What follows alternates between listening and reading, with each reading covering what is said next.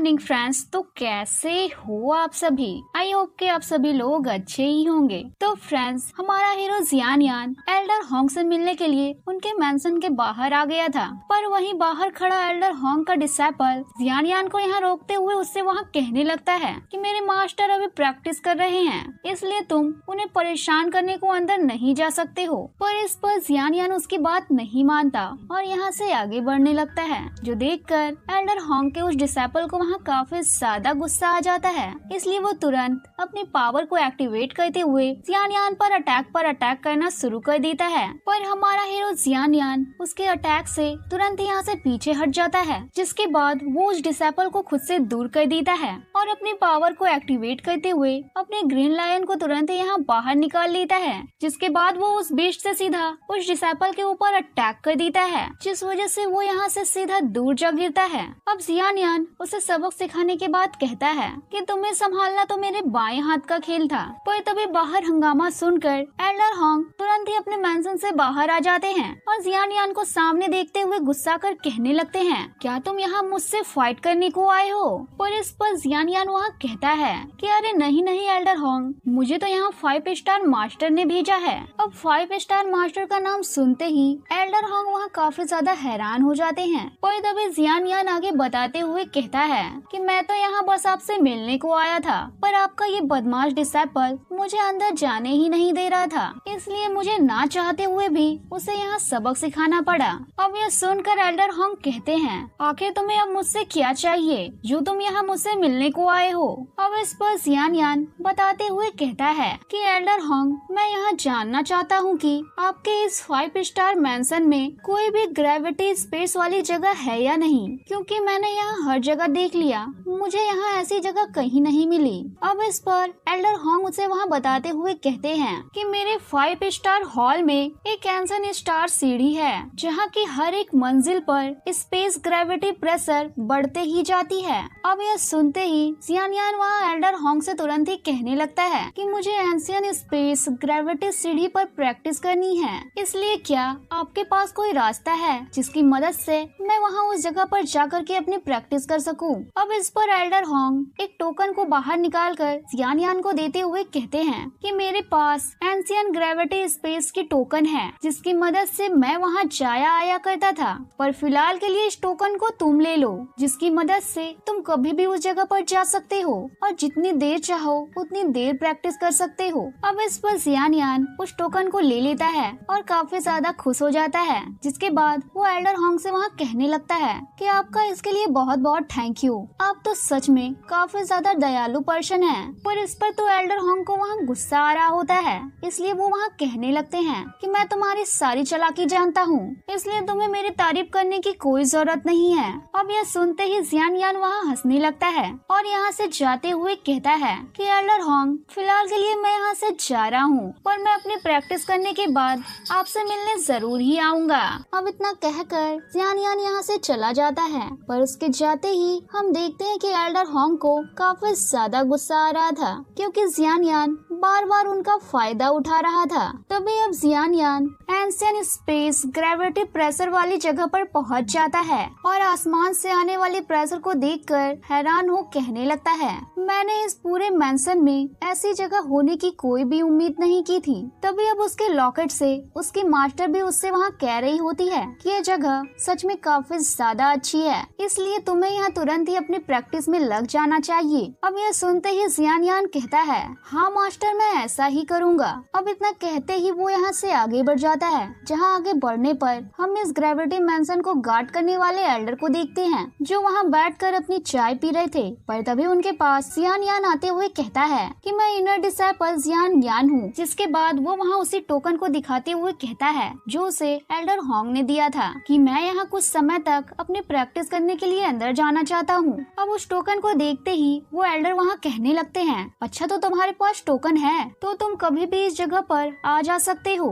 लेकिन ध्यान रहे यहाँ की स्पेस ग्रेविटी प्रेशर काफी ज्यादा हाई है, इसलिए तुम अपनी क्षमता के ही अनुसार यहाँ से आगे बढ़ना। अब यह सुनते ही जियानियान उन्हें ये बताने के लिए थैंक यू कहता है।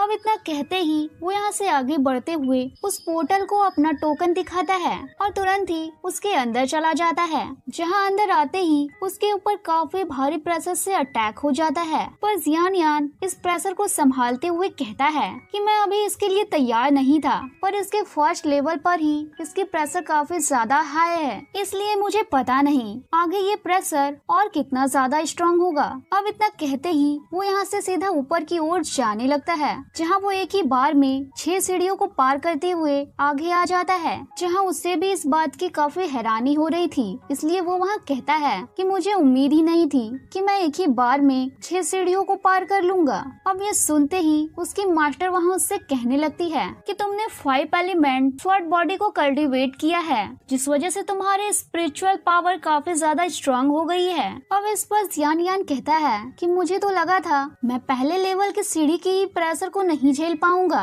पर मैं तो सीधा 6 सीढ़ियों को एक ही बार में पार कर चुका हूँ, जो सिर्फ और सिर्फ मेरी मास्टर की ही बदौलत हुआ है, जिन्होंने मुझे 5 एलिमेंट स्वॉर्ड बॉडी को प्रैक्टिस करने को कहा था। अब इतना कहते ही वो उसी जगह पर बैठ जाता है और अपने थंडर स्वॉर्ड को बाहर निकालकर उसे वहाँ कल्टीवेट करना स्टार्ट कर देता है। इसके साथ साथ वो वहाँ की ग्रेविटी प्रेशर को भी झेल रहा होता है, जहाँ वो इतनी प्रेशर को काफी आसानी से सह रहा था और उस स्वॉर्ड को कल्टीवेट कर रहा था। पर तभी अचानक से ही वहाँ कुछ हो जाता है, ऊपर की ओर काफी हाई प्रेशर रिलीज हो रही होती है। अब यह देखकर जियानियान तुरंत ही हैरान हो जाता है, पर तभी उसकी मास्टर उससे वहाँ कहती है कि जियानियान तुम ऊपर जाओ और देखो, मुझे लगता है ऊपर की सीढ़ियों पर कोई ट्रेजर है। अब यह सुनते ही जियानियान ऊपर की ओर जाने के लिए तुरंत ही तैयार हो जाता है। तभी अब जियानियान सारी ग्रेविटी प्रेशर को सहते हुए सीधा ऊपर की ओर जाने लगता है, जहाँ ऊपर पहुँचते ही वो वहाँ काफी हाई ग्रेविटी प्रेशर को रिलीज होता हुआ देखता है, जहाँ एक काफी खतरनाक पर्पल फॉर्मेशन भी बना हुआ था।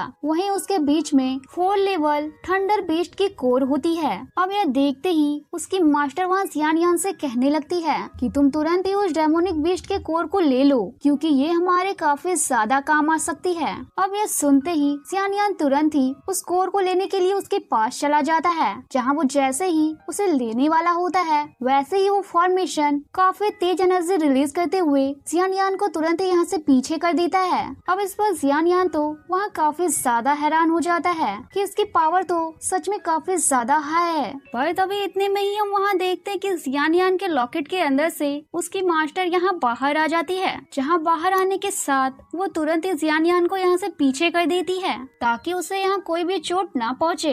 पर तभी हम देखते हैं कि उसकी मास्टर ही अपनी पावर का यूज करते हुए उस डेमोनिक बीस्ट की कोर को तुरंत ही ले लेती है, जहाँ उसे लेने की वजह से वहाँ काफी तेज प्रेशर रिलीज होने लगती है। इसके साथ साथ वो फॉर्मेशन वहाँ तुरंत ही उस फेरी के ऊपर अटैक कर देता है। अब इस अटैक को देखते ही उसकी मास्टर वहाँ तुरंत ही अपने सोल शील्ड को क्रिएट करते हुए उस अटैक को वहाँ ब्लॉक करने लगती है। पर तभी हम देखते हैं कि उसकी मास्टर ज्यादा देर तक इस अटैक को नहीं रोक सकती थी, क्योंकि उसकी मास्टर के पास अभी कोई फिजिकल बॉडी नहीं थी। अब यह समझते ही उसकी मास्टर वहाँ तुरंत ही जियानियान को लेते हुए वहाँ से दूर हो जाती है, जहाँ ऐसा होने की वजह से वहाँ काफी तेज प्रेशर रिलीज हो जाता है। वहीं उस एल्डर को कुछ समझ नहीं आ रहा होता है कि यहाँ ऐसा क्या हो गया। वहीं इधर उसकी मास्टर जियानियान को लेकर के एक सेफ जगह पर आ जाती है, जहाँ आते ही जियानियान कहने लगता है कि मास्टर मैं काफी ज्यादा डर गया था, पर क्या आप यहाँ ठीक हैं? अब इस पर हम वहाँ देखते हैं कि उसकी मास्टर की हालत काफी ज्यादा खराब हो चुकी थी, इसलिए वो वहाँ बताते हुए कहने लगती है कि मैंने उस फॉर्मेशन की पावर को